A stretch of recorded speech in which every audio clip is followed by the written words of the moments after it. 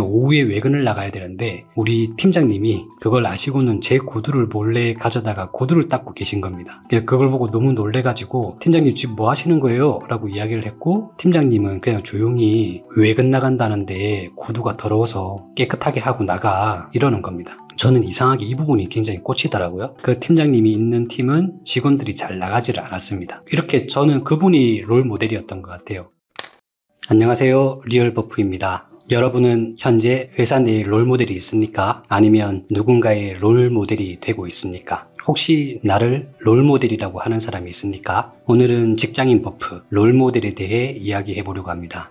롤 모델의 뜻은 존경하거나 닮고 싶은 사람 혹은 이상적인 상사 이렇게도 이야기합니다. 근데 생각을 해보면 직장에서 롤 모델이 없다고 한다면 그것은 너무나도 지루하고 힘든 하루가 될 것 같다는 생각이 들고요. 또 직장에서 롤 모델이 있다고 한다면 적어도 본인이 다니는 직장이 그렇게 싫지는 않다는 뜻일 것 같기도 합니다. 이러한 롤 모델은 내가 되고 싶은 방향을 설정하고 불필요한 부분의 개선도 포함될 수 있겠지요. 우리가 지난 영상들을 보면 지금까지 목표가 있어야만 자신의 행동이나 태도가 바뀐다고 했잖아요. 롤 모델이라는 목표가 있으면 아무것도 없이 개척해 나가는 것보다는 여러분의 꿈이 조금 더 빨리 실현될 수 있다고 생각을 합니다. 그리고 힘든 직장 생활에서 멘탈을 잡기 위해 필요한 것이 롤 모델이라고도 합니다. 올해 초 리멤버랑 한국능률협회 컨설팅에서 MZ세대 신입사원 1,000명 정도 설문을 했었거든요. 거기 이제 국내 상장기업의 3년차 이내 신입사원 10명 가운데 8명은 퇴사 또는 이직에 대한 고민이 있다라고 이야기를 하고 있고, 첫 번째가 멘탈이 무너진 순간에 대해서 이야기를 하고 있습니다. 그게 어떤 내용이냐면 첫 번째로 업무 목적이 불투명할 때, 그 다음에 상사의 지나친 간섭이 있을 때, 그 다음에 도와줄 사람이 없을 때, 이때 멘탈이 무너진다고 하죠.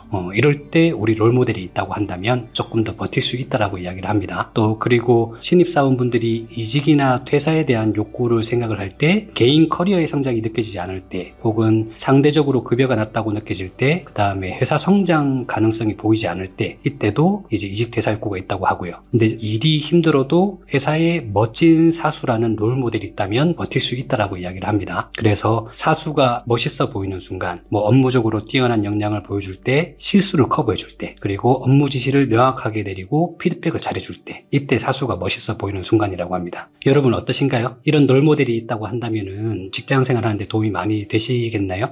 근데 저의 경우에는 롤 모델이 일적으로는 있지는 않았습니다. 가장 기억에 남는 것이 하나 있는데, 그때 그 마음이 아직도 잊혀지지가 않는, 머릿속에 지금도 생생한 장면이 있거든요. 제가 20대 후반 30대 초반에 남들이 하기 싫어하는 일이랑 일이 많을 때 제가 다 받아서 한 적이 있었거든요. 그냥 매일이 외근이고 야근이고 주말도 없이 일을 그때 했었죠. 어느 날 피곤해 지쳐있고 얼굴도 일 때문에 막 상기되어가지고 있던 날이었습니다. 오후에 외근을 나가야 되는데 우리 팀장님이 그걸 아시고는 제 구두를 몰래 가져다가 구두를 닦고 계신 겁니다. 그걸 보고 너무 놀래가지고 팀장님 지금 뭐 하시는 거예요? 라고 이야기를 했고, 팀장님은 그냥 조용히 외근 나간다는데 구두가 더러워서 깨끗하게 하고 나가 이러는 겁니다. 그냥 구두 닦고 나가라고 이야기할 수 있었을 텐데 저는 이상하게 이 부분이 굉장히 꽂히더라고요. 누가 이렇게 부하 직원의 구두를 닦아줄 수 있을까? 그 팀장님은 어떤 마음으로 부하 직원의 구두를 닦고 있었던 걸까? 아마도 일이 많아서 부하 직원이 고생하는 것이 마음에 걸려서 그랬던 것 같긴 합니다. 근데 신기한 게 그 말을 듣고 그 모습을 보고 나니까 갑자기 안 피곤해지더라고요. 내가 피곤하다고 한 건 지금까지 핑계였나? 아니면 남들보다 일 더 많이 하고 있으니 알아달라고 투정 부린 거였나? 마음이 들기까지 하더라고요. 어쨌든 그 이후로 일도 많고 피곤한 것이 그렇게 슬프거나 힘들지가 않았습니다. 그리고 그 팀장님은 출장을 갔다 오면 피곤해 지친 직원들을 모두 차에서 자고 있었고, 본인이 직접 운전을 해서 직원들 집 하나하나 다 데려다 주기도 하셨습니다. 자기도 굉장히 피곤했을 텐데 말이에요. 어떤 문제점이 있을 때 이야기를 저희가 팀장님께 드리면 문제를 다 해결해 주진 못했지만 이야기는 참 잘 들어줬어요. 그런데 억울함이나 섭섭함 이런 것들은 이야기만 잘 들어줘도 많이 해소가 되더라고요. 그래서 그 팀장님이 있는 팀은 직원들이 잘 나가지를 않았습니다. 그분은 지금도 그 회사에서 일하고 있고 현재 본부장으로 일하고 있습니다. 이렇게 저는 그분이 롤 모델이었던 것 같아요. 우리 부하 직원들을 배려하는 그런 마음들, 걱정하는 마음들 위주로 저는 롤 모델을 좀 배웠던 것 같습니다. 그래서 시간이 한참 지나고 나서 어느덧 제가 다른 회사의 팀장이 되고 부하 직원들이 구두를 닦아주고 있었어요. 그런 모습을 보면서 제 부하 직원들이 왜 그러시는 거예요? 라고 이제 당황해합니다. 저도 똑같이 이야기했던 것 같아요. 외근 나간다면 깨끗하게 하고 나가. 구두는 이렇게 로션으로 가끔 닦아내면 오래가고 깨끗해져. 저는 그 회사에서 이제 나와서 새롭게 회사를 운영하고 있지만 그 직원은 아직도 그 회사에 남아 팀장으로 승진해서 일을 하고 있다고 합니다. 직장 생활이 힘들고 어렵고 일이 많은 걸 어쩌겠습니까? 일이 많아 돈이 있어야 직원들 월급도 올리고 힘들더라도 일이 없는 것보단 일이 있는 것이 조만간이나 혹은 나중에는 행복할 거라고 생각을 합니다.